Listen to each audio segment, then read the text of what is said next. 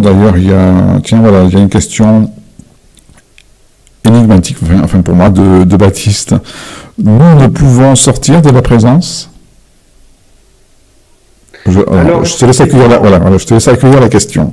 Oui, c'est intéressant. Donc, nous ne pouvons sortir de la présence, effectivement. C'est la seule chose à laquelle on ne peut échapper. C'est-à-dire, nos circonstances changent. On peut se sentir paisible ou perturbé, on peut se sentir joyeux ou triste, on peut se sentir stressé ou serein. Mais en fait, on est présent à cela.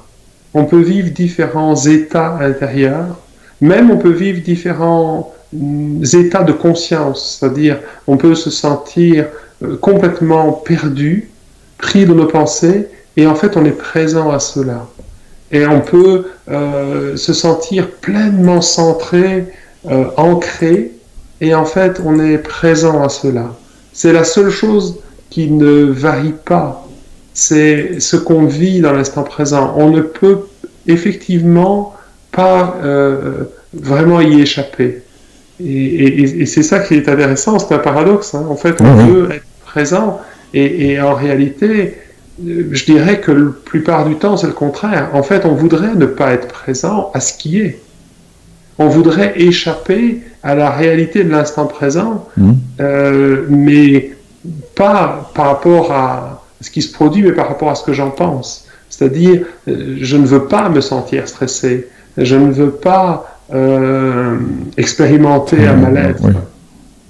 Alors que si je commence à être présent à quelque chose en moi qui se sent comme ça, et que je fais de l'espace à cela, alors tout devient serein. Et c'est là que, quand je disais tout à l'heure, l'instant présent est effectivement complètement paisible quand on n'est plus identifié à des parties de nous, mais présent à cela. Quand on est conscient que c'est simplement ce qui est en train de se produire et qu'on n'est plus pris dedans. La grande difficulté, c'est que la plupart du temps, nous sommes identifiés à nos pensées et à nos émotions.